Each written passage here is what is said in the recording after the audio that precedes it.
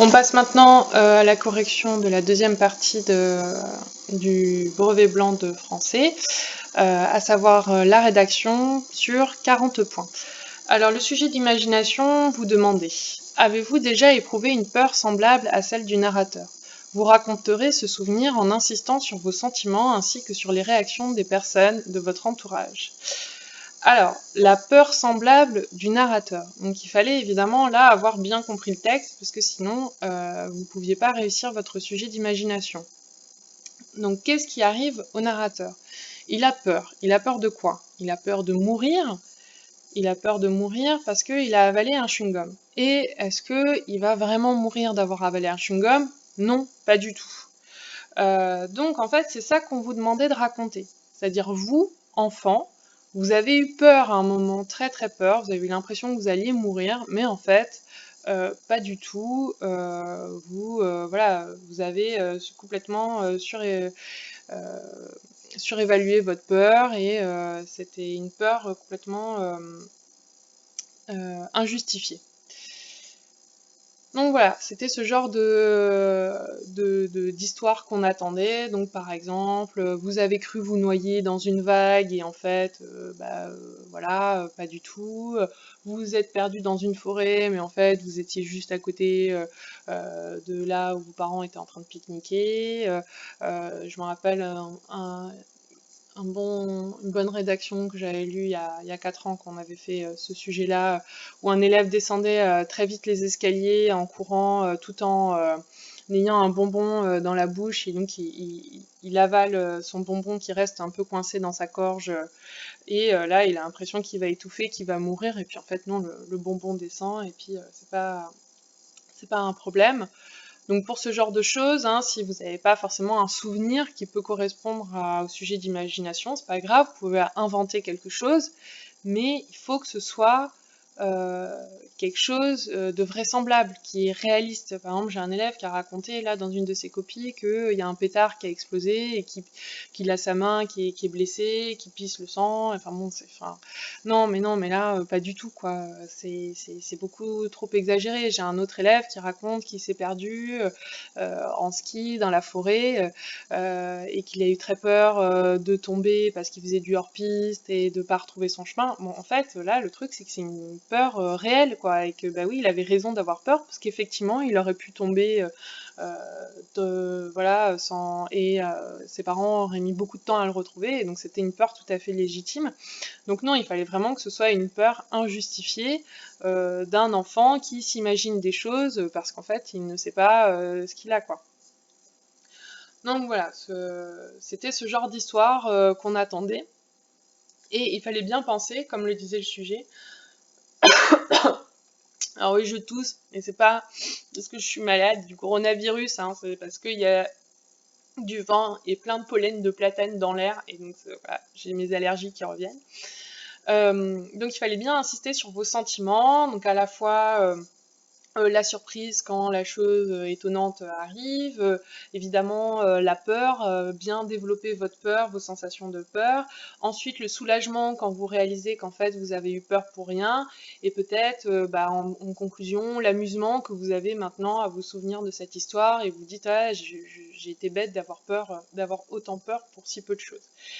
Donc il fallait vraiment insister sur ça, et il fallait aussi insister sur les réactions des personnes de votre entourage. Donc là aussi, si dans votre souvenir il se trouve que vous étiez tout seul au moment où vous avez eu peur pour rien, bah rajoutez des gens, rajoutez des amis qui sont peut-être présents avec vous, rajoutez-vous une famille qui va soit être très inquiète, soit au contraire, ou les deux d'ailleurs, hein, être très inquiète au début et puis après se rendre compte qu'en fait vous avez peur pour rien, et va vous expliquer que non, vous avez peur pour rien, et ça va les faire beaucoup rire, et vous êtes peut-être vexé par leur réaction. Donc voilà, il fallait vraiment réfléchir sur tout ça et bien développer ça. Donc le barème du coup qu'on a mis en place, c'est donc 4 points si vous avez choisi justement un souvenir qui correspond bien au sujet, à savoir une peur d'enfant complètement injustifiée. 8 points si vous avez bien réussi à évoquer vos sentiments et vos sensations. Enfin, 8 points pour les réactions de l'entourage. 10 points sur la clarté de la narration et l'expression. Ça, c'est est-ce que vous exprimez clairement, est-ce que votre histoire est intéressante, est-ce qu'elle est bien racontée. J'ai par exemple corrigé une copie où la moitié de la rédaction est en fait hors sujet parce qu'elle raconte ses vacances, elle raconte comment ça se passe, et en fait l'élément, enfin le début de l'histoire arrive alors que ça fait déjà 30 lignes qu'elle raconte son quotidien de vacances, qui en fait est complètement inutile par rapport à ce qui est dit ensuite. Donc voilà, et enfin la maîtrise de la langue, est-ce que vous avez écrit dans un français correct, qui est sur 10 points. Le sujet de réflexion maintenant. Comme les mères du texte, les parents inventent souvent des histoires qu'ils font croire aux enfants pour leur faire plaisir ou leur faire peur. Qu'en pensez-vous ? En corrigeant les rédactions, là, je me suis rendu compte que mon sujet n'était pas formulé de façon assez précise. Le qu'en pensez-vous est trop vague, parce que pour moi, c'était évident, en fait, que, voilà, on ne peut être que choqué par le fait que, bah ouais, les parents ont quand même vraiment l'habitude de mentir à leurs enfants, quelle que soit la raison, on va y revenir après, et que du coup, je vous demandais, puisque c'est moi qui ai inventé ce sujet, de prendre parti pour le fait de mentir aux enfants ou contre le fait de mentir aux enfants. Et en fait, le qu'en pensez-vous était trop vague, et ça a amené du coup des élèves à en fait, développer le fait que les parents, à expliquer en fait le sujet, à dire dans toute leur rédaction, les parents inventent des histoires pour faire peur aux enfants, donc avec plein d'exemples d'histoires qui font peur, pour dissuader les enfants de faire telle action, et puis parfois ils inventent des histoires pour leur faire plaisir, comme par exemple le Père Noël, et puis voilà. Et ils se contentaient de ça. Alors qu'en fait non, moi je vous invitais à porter un jugement là-dessus, à vraiment vous questionner sur cette pratique. Voilà. Et donc par exemple en introduction, vous pouviez relever le fait que justement c'est une pratique très courante de nos jours. Tous les enfants croient au Père Noël, à la petite souris, au lapin de Pâques, et qu'il y a plein de légendes qui courent entre les enfants, et voilà, par exemple, si on souffle sur quelqu'un qui est en train de loucher avec ses yeux, et il va rester bloqué comme ça. Ce genre d'histoire débile que les enfants se racontent entre eux, et qui en fait viennent souvent des parents. Voilà, on pouvait justement en fait questionner, remettre en question cette pratique, et se demander si c'est vraiment légitime que les parents fassent ça. Et donc là, il y avait plusieurs arguments pour, des arguments contre, et il fallait faire preuve là aussi de méthode, réfléchir, se dire bon déjà voilà, pourquoi les parents le font. Alors ils le font donc par exemple pour faire peur à leurs enfants, et leur éviter de faire des bêtises. Ok, imaginons, mais en fait, est-ce que donc on peut développer cet argument en faisant peur à son enfant, en lui disant que si il va tout seul dans la rue, il va se faire enlever par un vilain monsieur, et qu'il va se faire dévorer par un ogre. Alors oui, effectivement, là, l'enfant va avoir peur, ne va pas aller dans la rue, mais, donc ça c'est l'argument pour, c'est très efficace, l'enfant a peur, il ne désobéit pas. Contre-argument, on pourrait dire aussi que on peut aussi expliquer à l'enfant pourquoi c'est dangereux d'aller dans la rue tout seul. Il risque effectivement peut-être de se faire enlever, mais surtout il risque de se perdre. S'il a un accident, on ne saura pas où il est et on ne pourra pas venir l'aider. Donc voilà, et donc en fait, on peut expliquer les choses sans forcément avoir besoin d'inventer des mensonges pour dissuader les enfants de faire des bêtises. Première chose. Après, on peut aussi reprendre l'idée de leur faire plaisir, leur dire, voilà, on invente des mensonges, le Père Noël, par exemple, c'est alors pour les faire rêver, développer leur imagination, voilà, leur faire vivre un monde de magie pendant que c'est encore possible, et que la réalité des adultes les rattrape et les déprime complètement. Et là aussi, donc, on peut trouver comme contre-exemple que le problème, c'est que quand les enfants découvrent qu'on leur a menti, souvent, ils le vivent quand même assez mal, c'est même un traumatisme, comme entrer dans le monde adulte, de se dire qu'en fait, tout ce qui les faisait rêver n'existe pas. On peut aussi se demander s'il n'y a pas la possibilité de faire rêver les enfants avec des choses qui existent.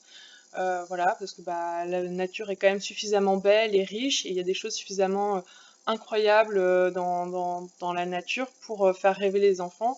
Il faut juste se creuser un peu la tête et ouvrir les yeux. Mais par exemple, une plante verte, c'est quand même assez magique, parce qu'en fait, ça prend du dioxyde de carbone, ça prend de la lumière, et puis ça en fait une belle plante, et ça recrache de l'oxygène. Je veux dire, quelque chose qui mange du dioxyde de carbone et qui recrache de l'air qu'on peut respirer, bah, c'est quand même super cool, super impressionnant, et il y a de quoi faire rêver.